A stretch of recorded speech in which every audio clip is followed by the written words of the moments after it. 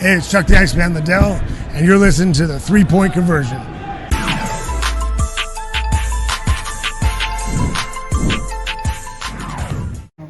Be back. Do you know what time? So I have to get some more scans at the 1 year mark in March, and then we'll see how everything's looking. But we'll see from there. Excited to get back? Yeah. I mean, it's obviously it's my C1 and it's broken in 2 spots, so obviously I want to be very smart about that. I was very fortunate, so yeah, I just want to make sure I'm making the best decision for myself. So we'll see in March. How you feeling? I feel great. Honestly, I'm really thankful for that. I don't have any nerve issues, no strength issues, no impairment whatsoever. It's obviously just to get back in the ring to do what we do. I want to make sure my C1's rock solid, but other than that, I'm very blessed. I feel great. Elaborate a little more about why you're here at State Farm Arena. We understand WWE has a holiday event that'll be coming up. Can you give us some deep information on that? Yeah, the 27th we'll be here for a live event. It's going to be a big one, a combined show. That means like Raw and SmackDown here. Atlanta's own Austin Theory will be in a cage match with Seth Rollins. So it's what we do. We travel the country, especially Christmas time is huge for us. So that week we stay on the road, and obviously Atlanta's a huge town for us. So we're excited to come back to Atlanta. How was it wrestling and tag teaming with Trey? Oh, that was fun. That was a lot of fun, man. We were at the Garden, obviously, huge heel, especially after you knocked the Knicks out that season. So I knew we were all giddy because what we do is all about crowd engagement, it's about reaction. And so I knew as soon as the crowd saw him, he'd get nuclear heat, and he did. They did not care for it. It was beautiful. Saw you met up with John Collins pregame.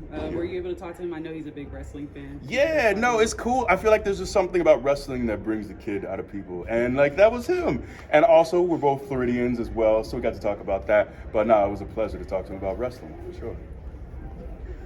Can you elaborate a little bit more? I know growing up in the 80s and 90s, you didn't see too many African-American wrestlers. And I actually remember being a little boy and seeing Ahmed Johnson for the first time. So can you talk to me about how the game has grown for African-American wrestlers yourself, and we see so many more famous ones? Yeah, that's huge, man. I'm so proud of just the amount of talent across the board. You look at one of the very biggest stars in our industry, that's Bianca. She's been absolutely killing it, not just in the ring, but outside of it. I'm getting goosebumps because I think just seeing the way that like little girls from all backgrounds and colors, the way they like connect with her is so cool. Seeing her husband Montez, his partner Dawkins, like they're Bobby Lashley, obviously, and Bobby is in his mid-40s, and I don't know what this man is made of because I think he's aging backwards. One of the most impressive athletes I've ever been around. But you look across the board, Ricochet, man, there's so many black talent who aren't just there to fill a quota or we need more black talent, so here they are. But they clearly are so talented, they deserve to be in the spots they're in. So I'm really proud of the progression. There's still, obviously, there's more work to be done too. But it's been really cool to see the amount of really talented black talent come along the last few years. Who was your favorite wrestler coming up? I was a big Goldberg fan as a kid. I met Goldberg as a kid. Obviously, from Atlanta too, played ball at UGA. But there was just something about Goldberg at that time. The crowd, every time he came out, was losing their minds. He was a football guy as well. I actually got to meet him at a signing, man, this is probably in the late 90s. And he was incredible. I always think about that because we might have had a 30-second interaction, but he had a smile on his face. I was wearing suits because we were about to go to church with my dad, and I remember he complimented us on our suits. But just that small 30-second interaction, I remember that more than 2 decades later. So that means a lot to me. And then to be able to get to work with him side by side when he returned, man, that was very cool for me. I'm glad you just mentioned a moment ago about the young ladies who are loving WWE and the women that are actually involved in WWE. This question is from my daughter. She's a big fan of yours. Hey. She's 12 years old. And she wanted to know if you had the opportunity to tag team with a female wrestler, who would it be and why? Oh, Bianca. Do you see what that woman does in the ring? That's an athlete. She's ridiculous, but she can do it all. And she's just so authentic, and she's just herself, and that's all she needs to be. And so I'm just a big fan of her. But yeah, that's a slam dunk. And that's easy. That's cake. It's Bianca. What would you say to fans who are new to wrestling or want to watch wrestling or want to get into it? I say definitely give it a shot. I know a lot of people, still there's a stigma that we're working on breaking down. But I think a lot of people have this idea of what wrestling was like in the 80s, but things have changed. And I think one of the coolest things is coming to a show. Come to a show. I get it, watching on TV is awesome. But you come to a live event, and I've had so many people who were just on the fence, they were borderline fans, they came to a show, and they were hooked because it's fun. Once you get an opportunity to let back, to be a kid, it really is so much fun, especially live events, and that's why people need to come out on the 27th to the State Farm Arena for that live event, because I'm telling you, especially us as performers, we love those live events because it's not as strict as TV. We have time to play around with fans, interact with kids. You see the bad guys, the heels, they go up and they antagonize people, and that's fun. That's what we do, and that's a huge part of our business. So definitely, I think coming to a show can definitely change your mind. If you're on the fence, come to a show. I got another question from a fan that asked me earlier to ask you, what is your favorite gimmick? Oh, my favorite gimmick. That is a very good question. That's a great question. It might be Sting.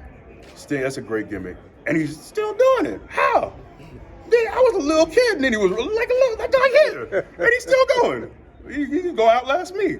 But yeah, Sting, especially in WCW with the crow gimmick, he used to come down from the rafters too, and he was just with a bat. That was cold. Sting was cold, man.